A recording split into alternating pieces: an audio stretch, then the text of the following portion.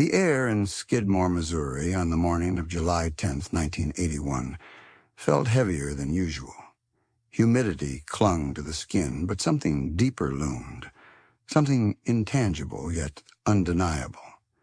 The kind of unease that creeps in without sound, without warning, like a shadow stretching across the soul of a town that had long grown used to secrets.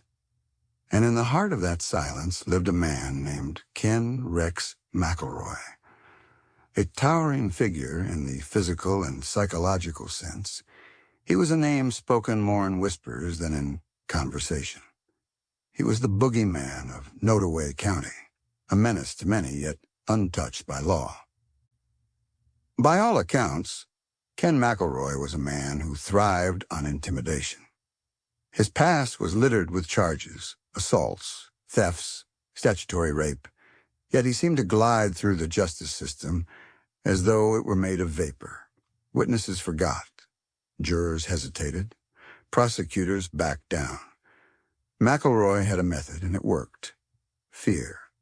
He'd leer from the driver's seat of his truck, parked outside the homes of those who dared speak against him. His eyes steady and full of menace. Shotguns were kept close by. Locks were triple-checked, but no one ever crossed him. Not for long. Ken Rex was known to have fathered more than 10 children with different women, many of them underage when he met them. He'd groom them, charm them, and then isolate them. He married one of them, Trina, when she was just 14, after she'd fled to her parents to escape his abuse. But McElroy didn't ask for her back. He showed up with a shotgun, burned her parents' house to the ground, shot their dog, and made it very clear she wasn't going anywhere.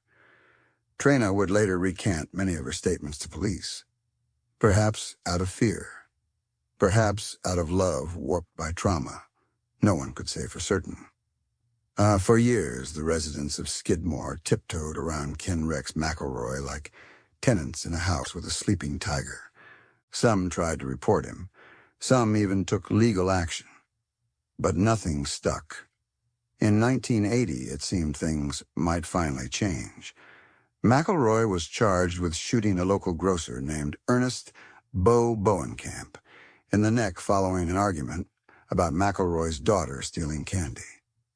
The town exhaled a shaky breath, hoping justice would finally take root.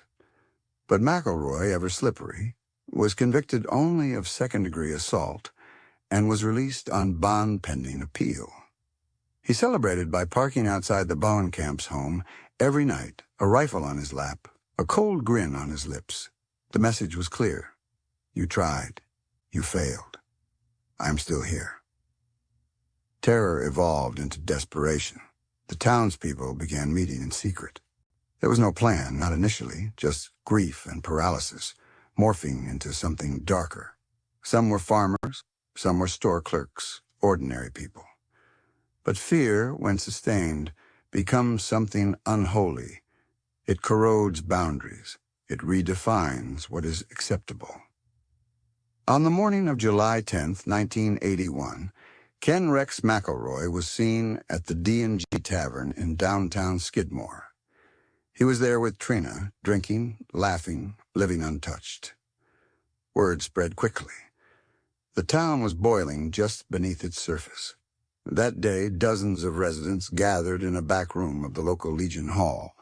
There were no official leaders, no votes taken. What happened next was less a plan and more an inevitability, fueled by years of impotence, bruises, and buried screams.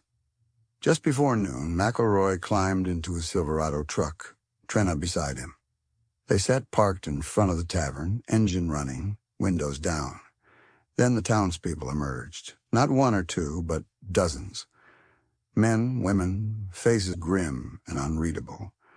A semicircle formed around the truck, the air thick with finality. McElroy knew something was different. He leaned forward, unsure. That was when the first shot rang out. Then another, and another. A hail of bullets tore into the vehicle. Shards of glass, the echo of vengeance, the smell of cordite lingering in the heat. Trina screamed, ducking beneath the dashboard. When it was over, Ken McElroy slumped forward, dead. He'd been shot at least twice, possibly more. No one called an ambulance. There was nothing left to do. Trina, shaken and covered in blood, emerged from the truck in a daze. Someone finally escorted her away, perhaps out of pity or fear that she might be next. The townspeople quietly dispersed. No shouts, no celebrations, only silence, like a curtain falling on an unspeakable play. Police arrived hours later. Bullet casings littered the ground, but when investigators asked the town what happened, they were met with one resounding answer. We didn't see anything. Not a single witness came forward, not one. In a town of nearly 500 people, silence became the final verdict. To this day, no one has been arrested for the killing of Ken Rex McElroy. For some, the story is simple. Justice, delivered in the only language McElroy could understand. For others, it's a haunting example of what happens when fear metastasizes into collective violence. But whatever the truth, Skidmore was never the same. The town grew quieter, smaller, businesses closed, people left. And those who remained carried a strange burden, part pride, part guilt, part something that refuses to be named. Tourists occasionally pass through, snapping photos of the tavern, asking questions that go unanswered. But the story of Ken Rex McElroy is not just about a man who terrorized a town. It's about what happens when people feel cornered by justice denied, when the system no longer offers protection, when fear becomes routine and vengeance feels like the only way out. It is said that McElroy's ghost lingers in Skidmore, not in the literal sense, but in the unease that rides the wind, in the eyes that dart when outsiders ask too many questions, in the silence that greets those who dare to speak the name of the man who ruled and fell in blood and shadow. And though his life ended that day, the mystery of his death endures.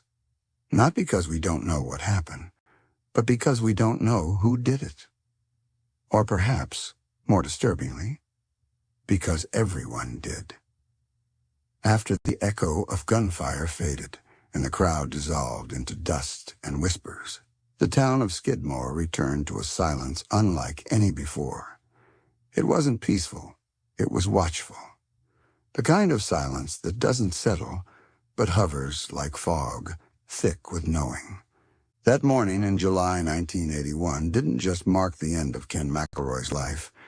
It marked the moment Skidmore stepped out of reality and into the blurry space between legend and crime, between vengeance and law, between fear and something worse, freedom from fear that tasted almost too bitter to swallow. Sheriff Danny Estes was among the first authorities on the scene. He'd known McElroy for years, everyone had.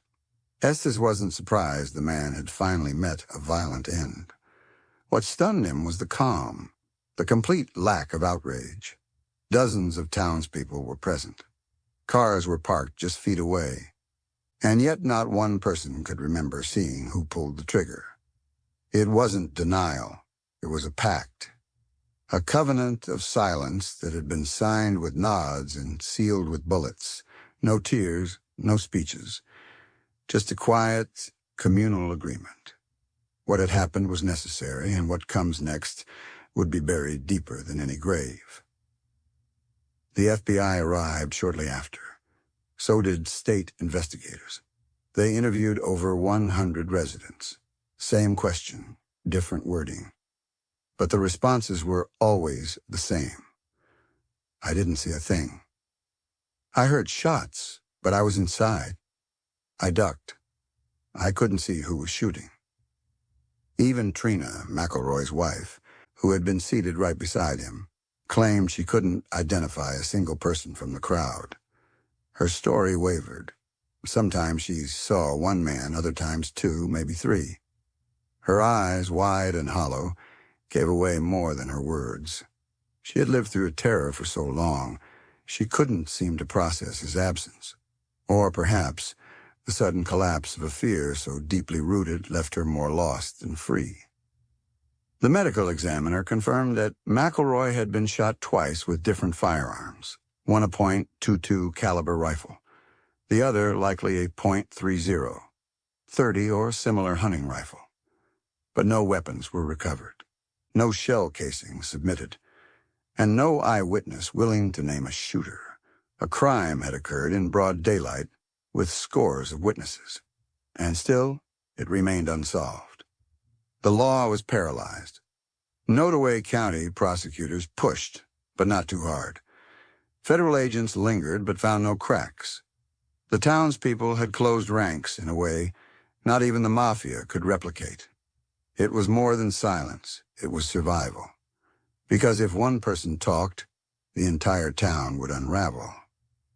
Back in the tavern, the bar stools where McElroy once sat went empty for weeks. Patrons returned slowly, sipping quietly, watching the door. The town post office, the gas station, even the local diner. Everything functioned as if normal, but the rhythm was off. Life had not resumed. It had paused, waiting for something. A confession, maybe, or closure. But none came. Some residents whispered in private that the wrong person had been shot. That while McElroy was a menace, his killing without due process tainted the community. Others saw it differently. To them, the town had simply done what the law refused to do. And once justice was served, there was nothing more to discuss. But Skidmore's story didn't end with McElroy's death. Within months, reporters descended on the town, their cameras and microphones turned toward windows and porches, hoping to catch the one brave voice who would reveal the truth. But they were met with locked doors, shut blinds, and the same refrain. We don't talk about that. What began as a search for justice slowly became a media circus. National outlets ran stories titled Vigilante Town, Murder in Broad Daylight, the town that got away with murder. Skidmore's name became synonymous with silence. But that spotlight, even as it faded, left scars. Jobs dried up. Young people left. The town's population shrank. The ones who stayed aged quickly, weathered by the burden of unspoken guilt, or perhaps unspoken pride. And yet no one ever broke the code. Years passed. Investigators occasionally revisited the case, but it remained cold. The bullets that pierced McElroy's skull might as well have been made of ice, untraceable, untouched, unforgiven. But something peculiar happened in the years that followed. More darkness. As though the killing of McElroy had opened a door that refused to shut. In 2000, a pregnant woman named Wendy Gillenwater was beaten to death by her boyfriend in Skidmore. The brutality of the crime shocked even the jaded hearts of those who remembered McElroy's reign. Then in 2001, a young woman named Branson Perry disappeared from his home. His clothes were left hanging on the clothesline. His wallet and keys were inside. His car parked. But Branson was gone, vanished without a trace. The search turned up nothing. No body, no motive, no suspects, just silence again. By 2004, the town seemed cursed. A 23-year-old named Bobby Jo Stinnett, 8 months pregnant, was strangled in her home and her baby cut from her womb. Her killer? A woman named Lisa Montgomery from Kansas, who posed as a buyer for a dog Bobby Jo was selling. Montgomery drove across state lines, murdered her, and kidnapped the unborn child. It was one of the most gruesome crimes in Missouri history, and it happened right there, in Skidmore. People began to wonder, had something been unleashed when McElroy was killed? Had the town committed a sin so deep that it called forth more blood? Or was Skidmore simply the kind of place where violence was always simmering beneath the surface, waiting? Whatever the truth, the killings and disappearances weren't seen as coincidences.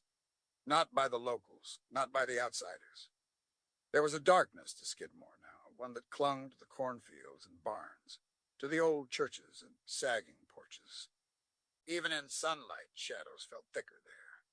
Many said the real curse wasn't supernatural.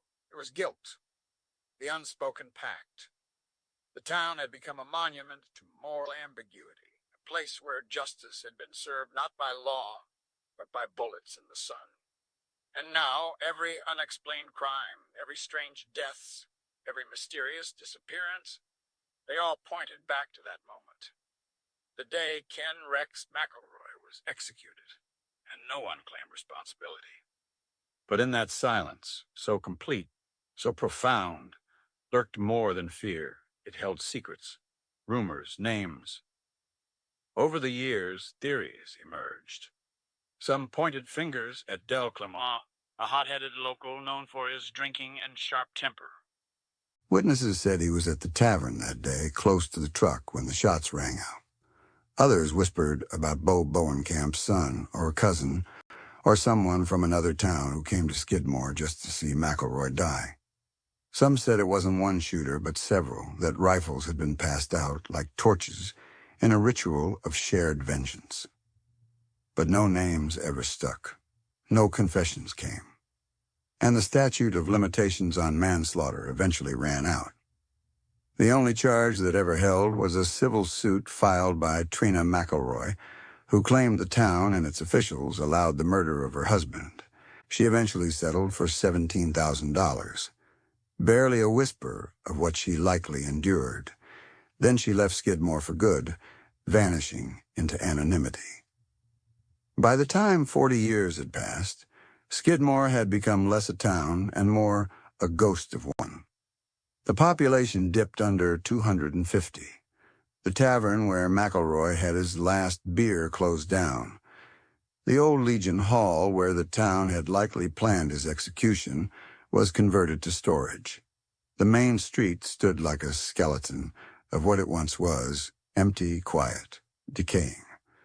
Yet the story never faded. Books were written, documentaries filmed. Visitors arrived to stand where the Silverado once idled, trying to imagine what it was like to face down a monster in the flesh and then become one in his place. Was it justice? Was it murder? Or something more primal? Skidmore will never say. Maybe that's the point. Because in the end, this is not a story about a man who was killed. It's a story about a town that became the jury, the judge, and the executioner, and then erased its own memory, not out of cowardice, but out of necessity. They buried more than Ken Rex McElroy that day. They buried themselves. Time passed, but Skidmore never healed. It adapted. Or maybe it just withered differently. The summer skies still flared orange over the cornfields, and the nights still fell as heavy as before. But the people who remained carried a weight they couldn't name. The rest had fled, some out of fear, others out of guilt, and many simply to escape the quiet that now felt like a scream with its mouth sewn shut. Those who were children when McElroy died grew into adulthood shaped by that event. It had etched itself into their bones, not just the gunshots, but the silence that followed. The way grown men lowered their eyes, how women whispered in kitchens when certain names came up, and how every conversation carried an invisible boundary. That day, the elders remembered him. McElroy, his face, his truck, his eyes like cold water on bare skin. They remembered the terror, the helplessness. They justified what happened not because it was right, but because nothing else had ever worked. They had exhausted the system. They had cried wolf so many times, only to watch the wolf grow larger, meaner, more fearless. When the law failed, they acted. And now that act haunted them in ways they never expected. Oh, one of these haunted was Romaine Henry. Back in 1976, McElroy had shot Henry twice with a shotgun while the man was standing on his own land. A dispute? Over trespassing? McElroy claimed Romaine had threatened him. Romaine said he had simply asked Ken to leave. Henry survived the shooting, barely, and agreed to testify. But in court, McElroy's attorney, a man named Richard Gene McFadden, shredded Henry's credibility. They painted him as confused, even mentally unstable. The jury acquitted McElroy. Another bullet dodged, another victim humiliated. Years later, when McElroy was killed, Romaine didn't cheer. He didn't grieve either. He just stayed quiet, like everyone else. Because even when a monster dies, the scars he leaves remain. Some people called it justice. Henry called it unfinished business. The man who had represented McElroy in more than 20 cases, Richard Gene McFadden, later admitted something unsettling in interviews. He said he was stunned that McElroy hadn't been killed sooner. He said, "Well, the truth is, there were 100 people who would have shot him if they thought they could get away with it. And that's what happened. Someone finally did." But who? That was the question that lingered like smoke long after the fire was out. And what made it worse, what made it feel like a moral infection, was how easy it had been to keep the secret. Not just for days or weeks, but decades. Small towns are known for gossip, but Skidmore rewrote the rules. Here, the greatest act of violence the town had ever seen occurred in the open, and yet no one talked. Not to the police, not to each other, not even to their families. Parents didn't tell children. Friends didn't confess over beers. It was as if the town had collectively taken an oath, written not in words, but in fear and trauma, and some awful kind of honor. But silence never stays clean. Over time, it curdles, and the ghosts of Skidmore kept multiplying. Branson Perry's disappearance in 2001 added a fresh wound to the town. The 20-year-old had been cleaning out his father's garage when he vanished. 2 men were helping him replace an alternator on a car. They left. He was there. Then he wasn't. No signs of struggle. No forced entry. No blood. His clothes were still outside drying. His wallet and car untouched. Investigators came and went, but no leads ever materialized. It was like the earth had swallowed him, or maybe something more sinister had. Rumors began to swirl again. Maybe someone in town knew something. Maybe someone had seen something. But as always, the mouths remained shut. Even the ones who weren't involved had learned long ago that speaking up didn't lead to answers. It led to silence returned in kind. Then came Bobby Jo Stinnett, December 2004. 8 months pregnant and active in the dog breeding community, Bobby Jo was found strangled to death in her home, her unborn baby cut from her body. It was a level of brutality that shocked even seasoned law enforcement. For once, the killer was not a local. Lisa Montgomery from Kansas had driven to Skidmore under the pretense of buying a puppy. Instead, she committed one of the most chilling fetal abductions in U.S. history. She was caught and later executed in 2021, the only woman executed by the federal government in nearly 70 years. Skidmore grieved again, but this time it was different, because for once, the monster hadn't come from within. The town felt like a victim again, not a conspirator, and yet the media didn't treat it that way. Headlines screamed another Skidmore tragedy, as if the town were cursed, as if something dark had rooted itself in the soil the day McElroy's blood hit the pavement. And now it grew, fed by secrecy and pain. Many of the original residents had passed on by now, but the next generation, raised on stories half-spoken, still bore the burden. They saw what silence did to their parents, how it aged them, how it crept into their eyes like fog. Some wanted to break it, others didn't dare. Because Skidmore didn't just silence people. It taught them how to live with things unsaid. Even the landmarks of that fateful day had changed. The D&G Tavern, where McElroy had his last drink, was boarded up, his truck long gone. The lot where he died became a patch of grass, nothing marked, nothing remembered. There was no plaque, no candle, no makeshift memorial, just a spot, ordinary, forgettable, like a wound the body tried too hard to pretend wasn't there. But the story refused to die. Filmmakers came, writers, true crime fans. They all tried to unlock the mystery that had somehow evaded law enforcement, even with dozens of people present. They brought cameras and microphones and asked the same questions. Who killed Ken Rex McElroy?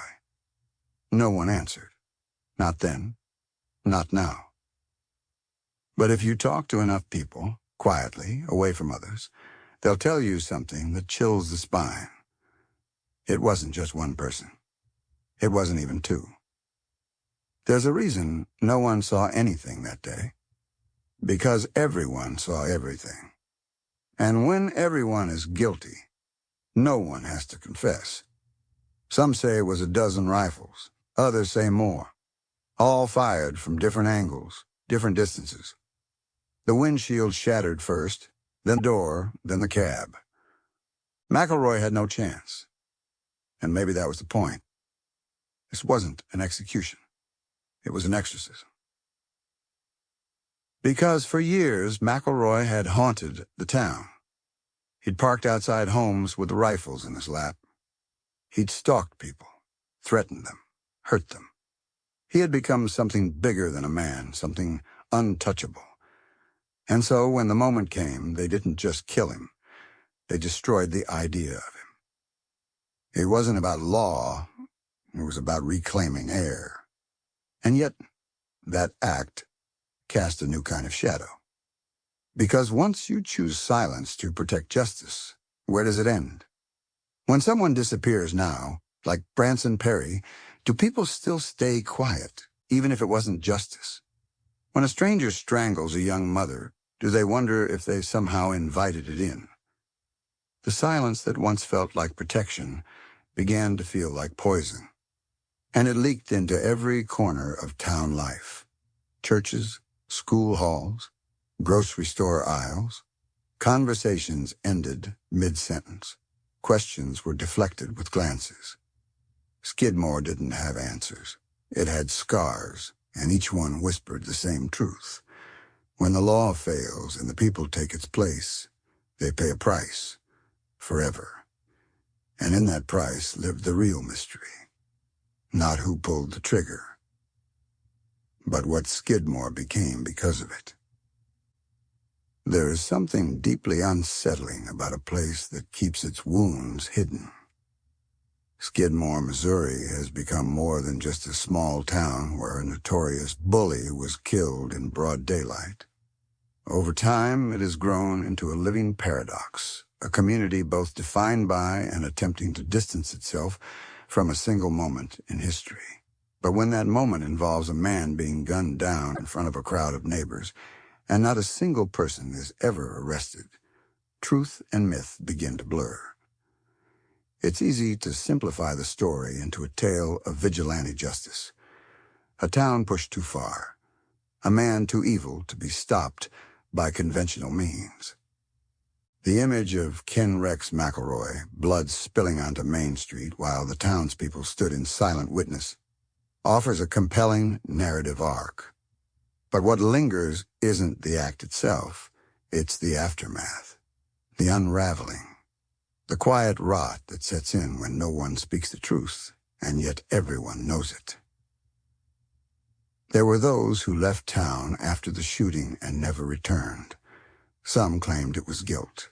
Others just couldn't take the scrutiny, the endless questions from outsiders. Some feared retribution from federal authorities that never came. Many didn't talk, not because they were trying to be heroes or protect each other, but because they were exhausted, tired of the trauma, the tension, the secrets that had ruled their lives for so long. They wanted peace, and if silence was the price, so be it. But silence is never without cost. The children of Skidmore grew up in a strange vacuum of half-truths. They knew McElroy had been murdered. They heard the rumors at school, caught snippets in conversations at gas stations and grocery stores. Some had parents who had been there, who may have pulled a trigger or stood nearby. But no one would admit it. It wasn't discussed at the dinner table. It wasn't confessed in church. It wasn't even whispered in the dark. It became a kind of inherited trauma, passed down like an unwanted heirloom, heavy, rusted, and dangerous to touch. There were attempts over the years to break silence. Reporters returned. True crime podcasts poked at old wounds. A few elderly residents hinted at what they knew, but always off the record. And even then their words were vague, fragments of memory drenched in caution. They'd mention someone's name, then stop mid-sentence. They'd allude to a plan, then shake their heads and change the subject. Decades later, they still feared what might happen if they said too much. It wasn't the law they feared. It was each other. Because secrets in small towns are like roots beneath old houses. You can't dig them up without tearing the whole place apart. A few miles outside of town, the fields stretch out like golden sheets in summer. There's beauty there, undeniable, natural. But there's also a stillness that feels wrong, as though the land itself remembers, as though it watched the violence unfold and chose to hold its breath. Cattle graze along barbed wire fences.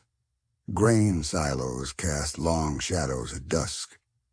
And somewhere, someone drives past the spot where McElroy's truck once idled, and they don't speak. But they remember. In recent years, Skidmore has tried to redefine itself. A new generation took root. Some opened small businesses. Others renovated homes long abandoned. The high school closed in 2011 due to dwindling population, but a community center was built where the school once stood. There were efforts to move forward, to bury the past in something other than silence.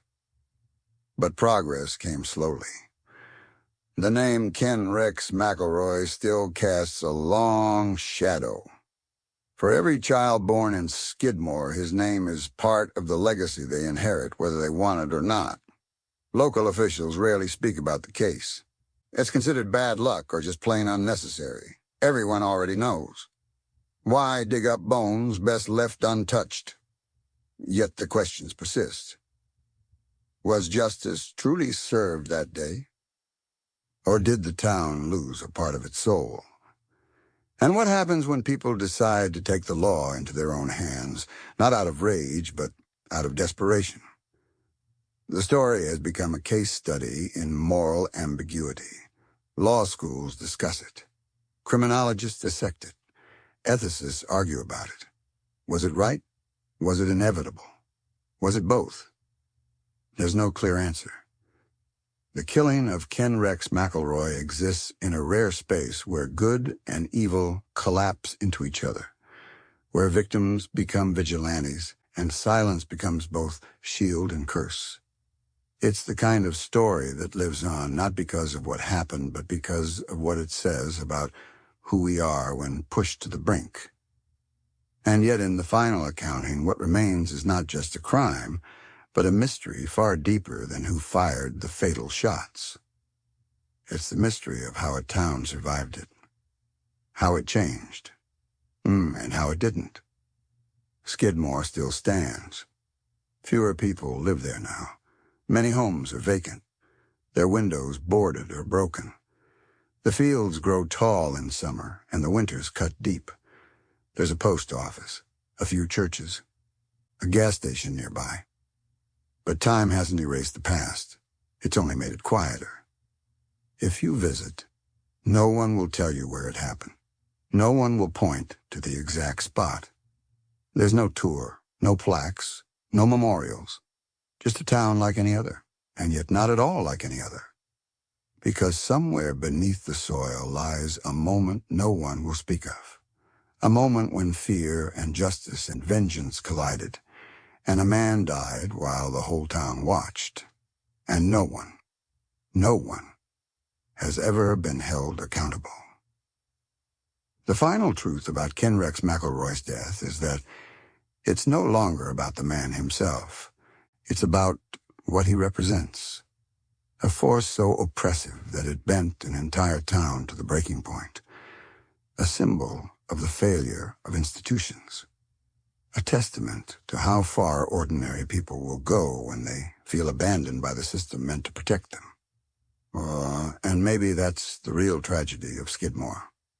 Not that a man was murdered in broad daylight, but that by the time it happened, it felt like the only option left. Justice, when delayed too long, mutates. It loses its edges. It forgets how to follow rules. And eventually it bleeds into revenge, into silence, into myth. And myths, they don't die. They settle in. They haunt. And they wait. Thanks for watching. Don't forget to subscribe, like, comment, and share